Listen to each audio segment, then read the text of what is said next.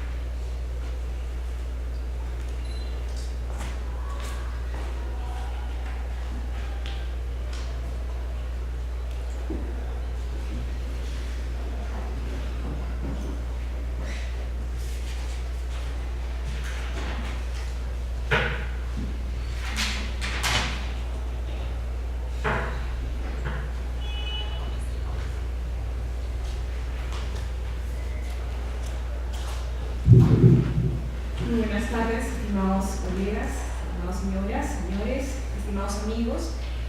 Quisiera agradecer en primer lugar la invitación que cordialmente me hizo el Centro de Estudios y también la Universidad Nacional San Antonio Valle del Cusco, así como otros oficiadores que han tenido un rol muy importante para el desarrollo de este primer Congreso Internacional sobre Derecho Administrativo y Gestión.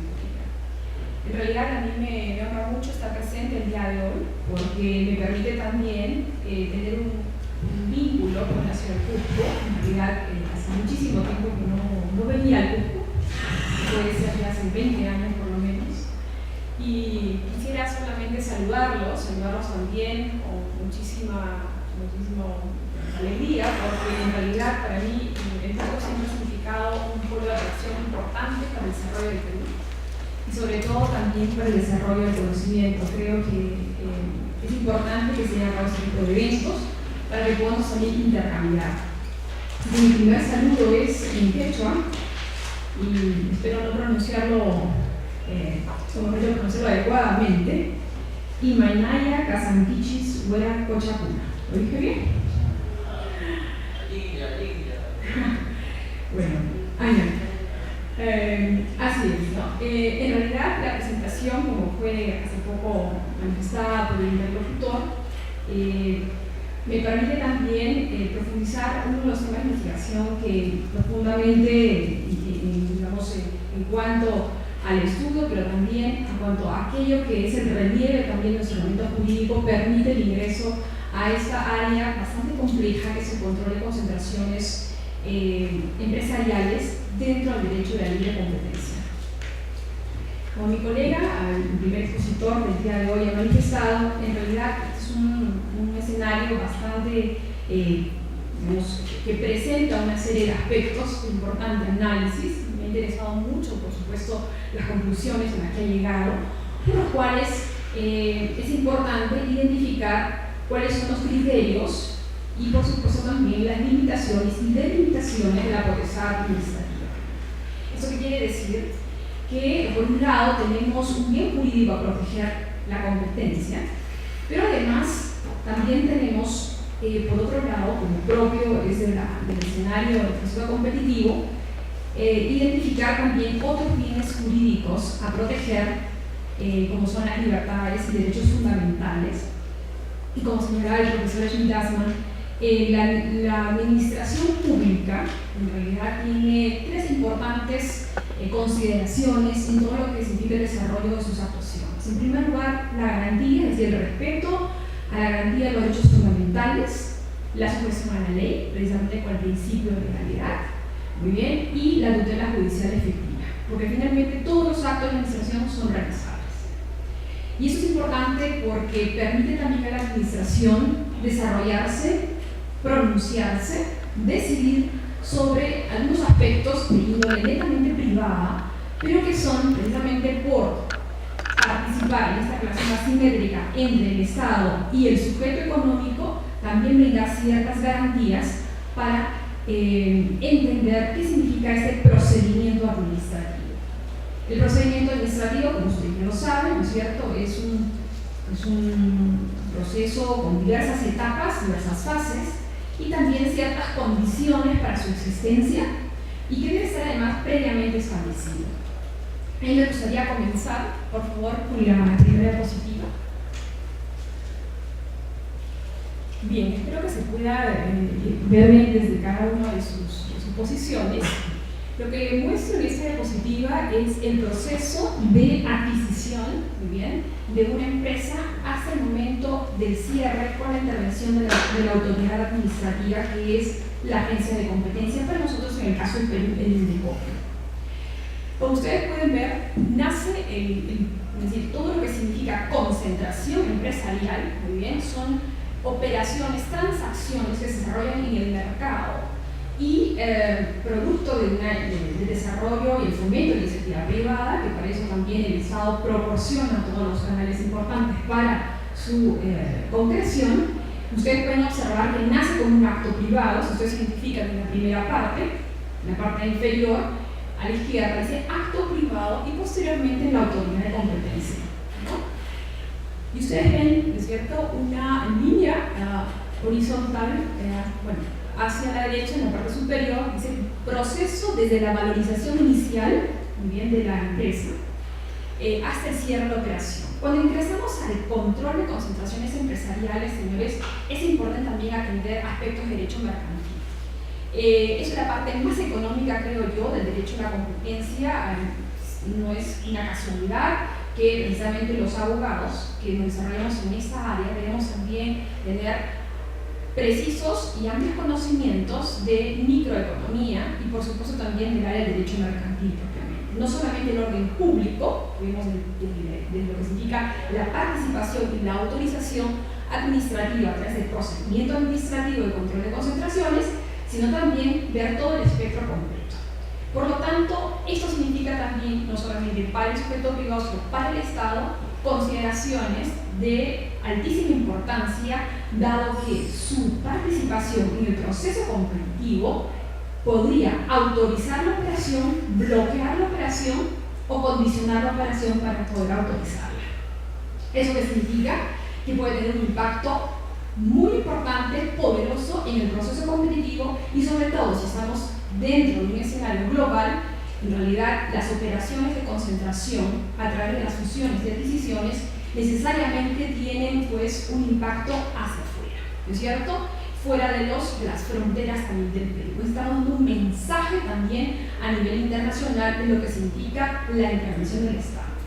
A mí me gustaría pasar ahora, por favor, la siguiente diapositiva, régimen económico constitucional, la siguiente, por favor. Bien. Esta es una diapositiva que nos muestra muy bien el régimen económico de la Constitución de 1993, una economía social del mercado. Son, digamos, las disposiciones que ustedes ven son las principales disposiciones del régimen económico y algo muy importante, a diferencia de lo que sucede en España. Yo recuerdo bien haber estado en una ocasión el año pasado, hace 2 años atrás en Sao Paulo, precisamente hablando de control de concentraciones empresariales en Brasil. Un colega español me dijo qué interesante sería poder importar el artículo, ahí ven cuál, ¿no es cierto? El artículo 58, muy bien, sobre la economía social del mercado y por supuesto también los otros, el 60 y el 61, porque reconoce el rol subsidiario del Estado en la actividad empresarial. Es bastante claro entonces el rol, no solamente vigilante, sino también facilitador del Estado en el proceso económico. Muy bien, lo que nosotros tenemos, y es un cambio altamente importante, de la Constitución de 1979 a la actual vigente de 1993, que precisamente este año cumple 20 años, ¿no? El 1 de enero del 2014, muy bien, 20 años. Reconocer la importancia del régimen económico de la Constitución de 1993 significa también reconocer el proceso histórico, muy bien, y desarrollo de la política y la legislación de competencia. Pasemos, por favor, siguiente. Continúe, por favor. Siguiente, por favor. Voy a tratar de ver algo importante porque justamente a propósito de la exposición de mi colega me gustaría precisar algo. Bien, este punto, ¿no? América Latina. Nosotros no somos un ente aislado en el desarrollo de la legislación de competencia a nivel global y tampoco, mucho menos en América Latina. Siguiente, por favor. El panorama en América Latina. Reformas económicas y política de competencia. Hablar de política de competencia y legislación de competencia es también, ¿cierto?, referirnos a las reformas estructurales en América Latina que parten de la década de los 90. La siguiente, por favor. Bien. Nosotros salíamos de una década, ciertamente década perdida de los años 80, una evaluación necesaria que se hizo, ¿no es cierto?, a través de los organismos internacionales, particularmente los organismos financieros internacionales, sobre una evaluación drástica del régimen proteccionista de los estados, la actividad empresarial del estado y también algunas limitaciones al desarrollo y fomento de la iniciativa privada, tanto por el lado de la propiedad, el lado contractual y también de las inversiones, la liberalización del mercado. Por ello, a manera de propuesta, muy bien, nace esto que se denomina el consenso de Washington, que ustedes seguramente no será la primera vez que escuchan, pero que es importante destacarlo el día de hoy porque es, digamos, una de las fases importantes para poder comprender el nacimiento de la era moderna del derecho a la competencia en América Latina y también para el Perú, que es la década de los 90. Como ustedes ven, aquí se muestra de manera sucinta las principales expresiones de lo que se denominó el consenso de Washington. Y uno de los principales aspectos a considerar es la liberalización del comercio y la apertura del mercado, entre otras consideraciones de disciplina fiscal y consideraciones de índole macroeconómica. Un Estado no puede entonces interesarse en política y competencia si primero no tiene claro su nivel de disciplina fiscal y nivel macroeconómico, así como también un aparato estatal, ¿no es cierto?, que pueda estar organizado para poder enfrentar todo tipo también de inversiones. Tiene que ser una reforma realmente estructural muy drástica y eso es lo que se hace a partir de los 90. Continúe, por favor.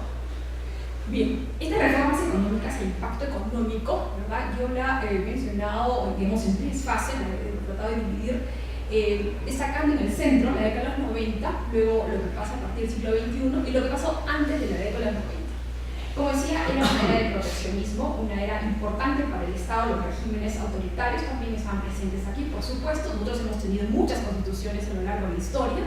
Finalmente, en la década de los 90, como ustedes ven, empezamos a tener esa expresión de liberalizar el mercado, de apertura del mercado, de poder garantizar también la iniciativa privada y la inversión extranjera. A partir del año 2000, ¿no es cierto?, hemos pasado una década.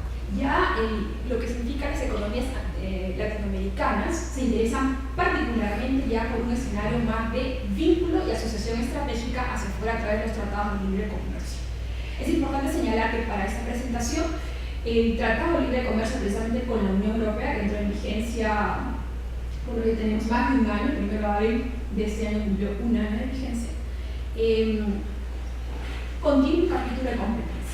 Y no solamente ese tratado, tenemos muchos otros tratados también donde se inserta el capítulo de competencia. Sin embargo, no todos los capítulos de competencia son tan claros como para poder identificar la necesidad de que los Estados partes puedan también evaluar su legislación de competencia, ¿verdad?, vigente, y hacer algunas modificaciones, ajustes o cambios. Y es el caso del control de concentraciones. Muy bien, en el caso que me acabo de referir, el Tratado de Libre Comercio con la Unión Europea, muy bien, destaca precisamente en el capítulo sobre competencia la necesidad también de introducir un control de concentraciones empresariales. Bien, pasemos por favor.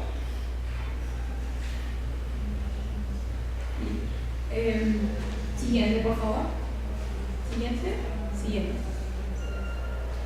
Bien, identificamos la era, digamos, el desarrollo de la política de competencia en América Latina en el año 1923. En realidad, el antitrust y todo lo que ha significado las medidas por parte de evaluación por parte del Estado para poder evaluar el proceso competitivo e introducir algunas disposiciones que al principio fueron de carácter penal, realmente sancionatorias o punitivas, se destacaron hasta el año 1923. El primer país, digamos, la primera economía donde se puede destacar el origen, ¿no es cierto?, de alguna norma de competencia a nivel, no estamos hablando de una norma constitucional, sino de rango legal, es en Argentina.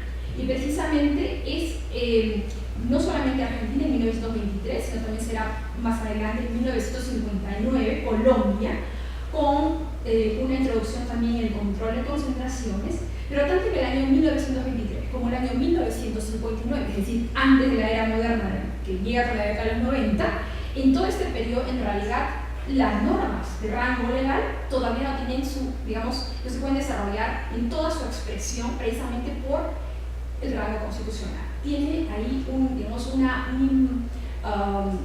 una condición que todavía no había sido cumplida, era también interesarse por una evaluación de carácter constituyente de las cartas constitucionales que en ese momento estaban vigentes al momento de expedirse normas que desarrollaban, por supuesto, desde el punto de vista sobre las restricciones de la competencia. Bien, pasemos por favor al siguiente. Bien, aquí podemos notar desde la evolución, no sé si puede ser visible, el desarrollo legislativo, la legislación de competencia en América Latina, desde la década de 1920 hasta la actualidad. Este es el panorama completo de toda la legislación de competencia en América Latina, y vamos a notar también que algunos países no solamente aparecen por primera vez, aparecen por segunda vez, precisamente por las modificaciones sustantivas a su legislación de competencia. Siguiente, por favor. Siguiente.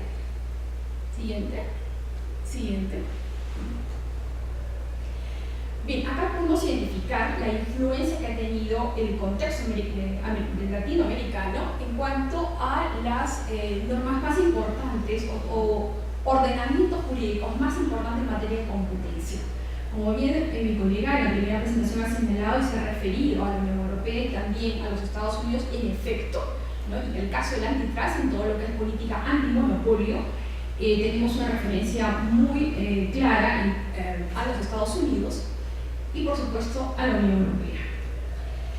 Podemos identificar en la primera parte, muy bien, inclusive el año en que aparecen estas normas, es elocuente, ¿no? Hasta que nosotros recién en el siglo XXI, y sobre todo teniendo en consideración que son normas de rango legal en América Latina que no pueden desarrollarse en toda su expresión y aplicación, muy bien, es precisamente por la evolución también del rango constitucional.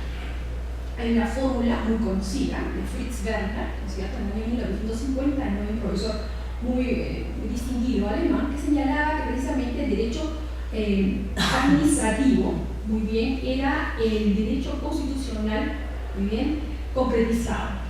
Digamos que lo podemos resumir así. ¿Qué quiere decir esto? Que el fundamento constitucional, muy bien, se tiene que tomar en cuenta para el desarrollo del derecho administrativo. Sin embargo, muy bien, este aislamiento, es decir, de poder identificar la interpretación del funcionamiento del derecho administrativo, no se puede dar únicamente por normas constitucionales, porque las normas constitucionales no pueden expresar, digamos, en detalle y sobre todo efectivamente toda la importancia y el contenido que el constituyente en su momento determinó. Por lo tanto, queda también esa misión por parte del derecho administrativo de poder dotar también de contenido, ¿no es cierto?, de colaborar en este proceso dinámico y rico que es el proceso de desarrollo legislativo a partir del derecho administrativo. Por ejemplo, nuestro colega el día de hoy, en la primera parte, ha destacado el principio de proporcionalidad. El principio de legalidad nos queda claro, parte de un texto constitucional, el derecho constitucional, ¿no es cierto?, anuncia su nacimiento, pero en cambio el principio de proporcionalidad no. Eso es realmente una victoria del derecho administrativo, precisamente por la eficacia y la aplicación misma, ¿no es cierto?, a través de normas, digamos, de rango inferior al constitucional en el desarrollo legislativo. Y esto conduce, pues, a una función, deber, obligación imperativa para las administraciones públicas de poder también no solamente explicar su sujeción a la ley en cuanto a la justificación de sus decisiones, sino también de dotar esa proporcionalidad, esos criterios, muy bien, que están regidos también por una finalidad pública. Siguiente, por favor. Bien, este es el cuadro sobre el control de concentraciones en América Latina. Nosotros podemos notar aquí, muy bien, desde su primera aparición, la primera norma en 1959 en Colombia, muy bien, pero que sin embargo encontramos en 1992, precisamente porque la Constitución de Colombia parte en esa época, y vemos cómo la mayor parte, si ustedes ven dónde se nota de manera cuantitativa, ¿no es cierto?, ustedes pueden identificar que en los 90 y posteriormente en los 90 está la mayor parte de la legislación de control de concentraciones. Esto es así. Nosotros en el caso del Perú nos encontramos en el año 1997. Nosotros tenemos actualmente una ley, la ley antimonopolio y antioligopolio en el sector eléctrico, una ley del año 97, la ley número 26876, un reglamento, muy bien, que sin embargo es una ley sectorial. ¿Qué quiere decir eso? ¿No es cierto? Que el legislador expresó una preferencia por la regulación en cuanto a control de concentraciones para el sector energía.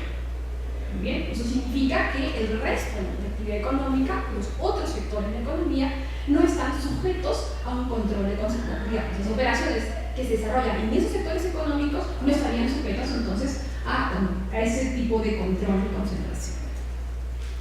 Es importante también notar en este cuadro, es uno de los cuadros más importantes de toda la presentación.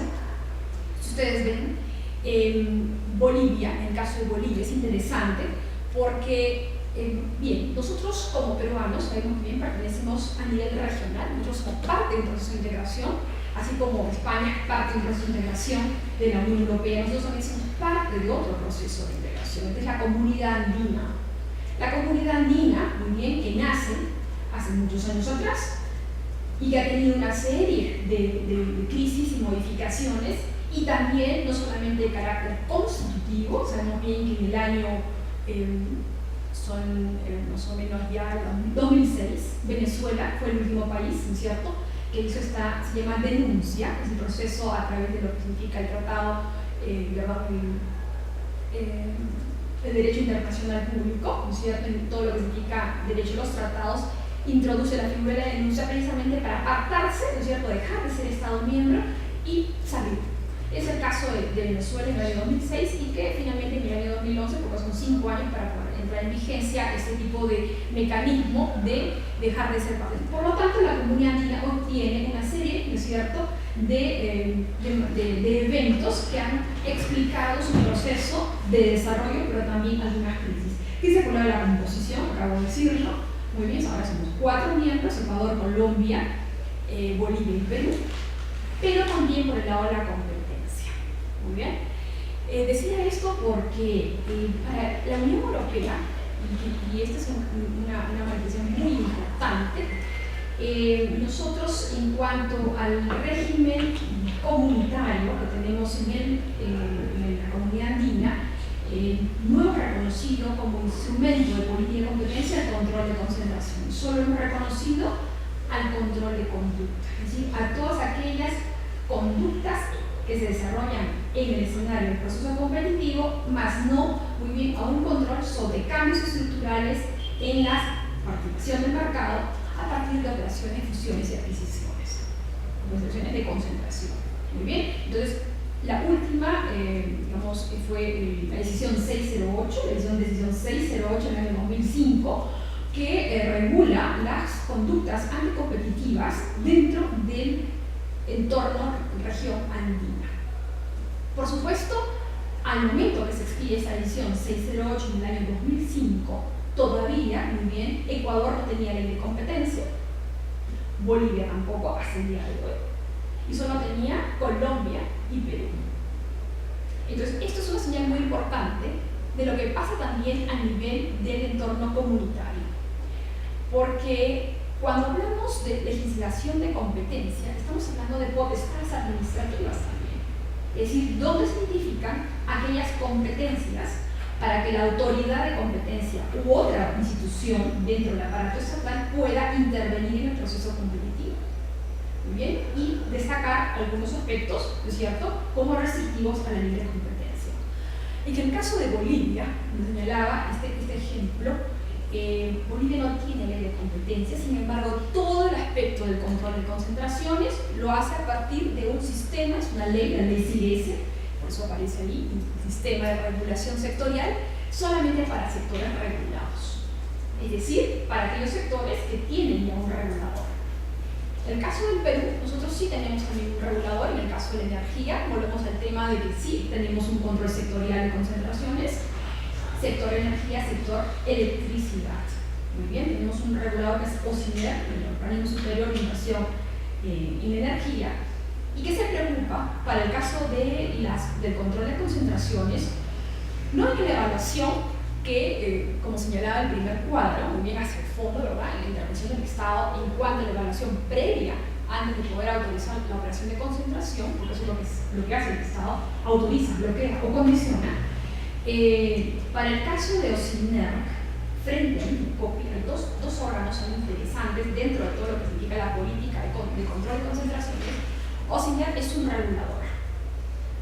El regulador no desarrolla funciones de la autoridad de competencia. ¿Qué es lo que hace en el caso del control de concentraciones? El regulador lo que hace es determinar de manera periódica, muy bien, las cuotas de participación en el mercado y todo aquello que tenga que ver con cambios sustantivos en la estructura del mercado. Es decir, colabora en el proceso, pero no decide.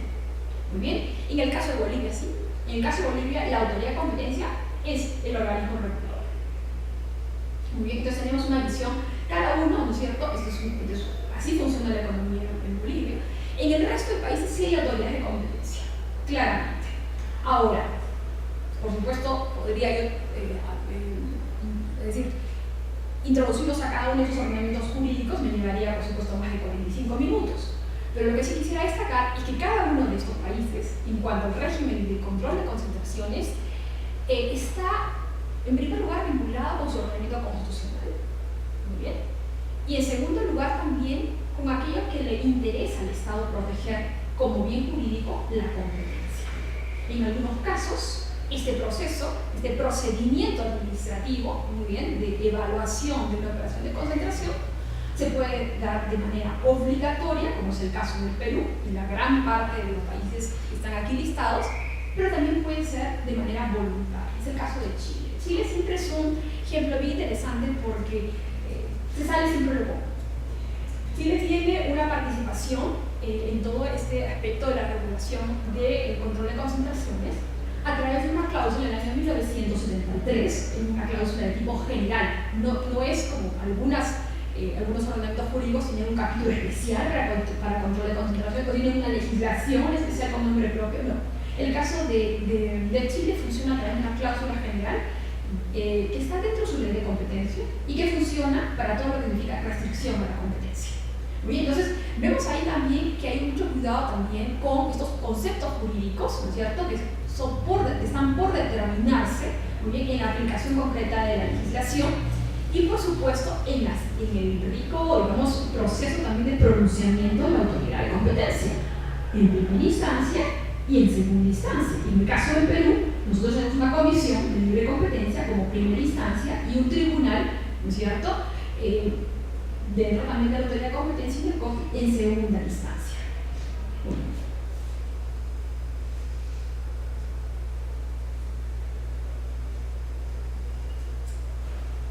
¿Podemos volver al principio, por favor?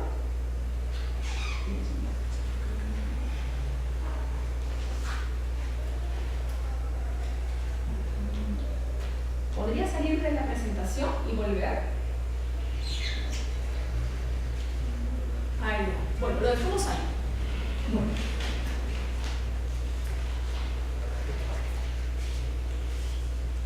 Bien, les señalamos lo siguiente, el procedimiento administrativo. ¿Qué significa el control de concentraciones? Esto es algo, digamos, necesario, implica qué tipo de responsabilidad para el Estado y también qué condiciones y alertas para el sector privado. Miren, nosotros tenemos un artículo muy importante en la Constitución, el artículo 61, dos artículos importantes para este caso. El artículo 60, pero sobre todo el 61, que destaca precisamente que el Estado facilita y vigila, ¿no es cierto?, la libre competencia. ¿Eso qué significa? Que el Estado no solamente es vigilante, supervisor, sino también que facilita. Muy bien. Y lo ha tornado el constituyente, muy bien, en una, ¿no es cierto?, y facilita y vigila, vigila y facilita. Muy bien. Debe entenderse entonces en su misma proporción. Esto, que para nosotros puede ser, digamos, algo muy obvio, en realidad para la aplicación del derecho de competencia tiene una importancia absolutamente poderosa, sustantiva, porque al momento en que nos interesa ya introducirnos en la elaboración de un proyecto de ley sobre control de concentraciones, tenemos que tener en cuenta que el Estado no solamente vigila, sino también que facilita la libre competencia.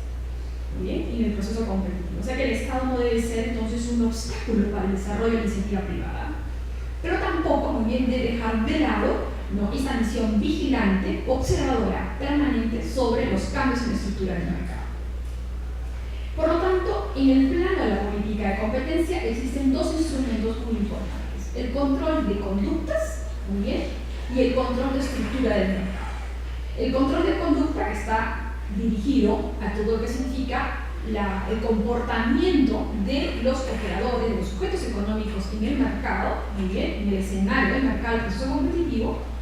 Esa conducta que puede ser restrictiva a la libre competencia, muy bien, como el abuso de posición de dominio, prácticas colusorias y una serie de circunstancias que están reguladas hacia el comportamiento ya de sujetos económicos que existen en el mercado y que pueden, ¿no es cierto?, en el caso de uso de posición de dominio, utilizar su posición para poder ver fortalecido alguna estrategia, ¿no es cierto?, de carácter en precio, básicamente en ese escenario, y que puede dirigir a un perjuicio al consumidor. Bueno, en el caso más bien de control de estructuras, el asunto no va por la conducta, va en los efectos que se puedan producir, ¿no es cierto?, derivados de la operación de fusión o adquisición.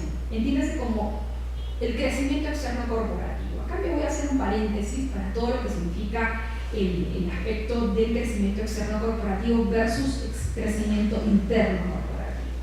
Las empresas, pues es un asunto netamente empresarial, mercantil. Las empresas muy bien pueden crecer de dos formas: de manera interna, con sus propios recursos, y en una estrategia de mediano y largo plazo.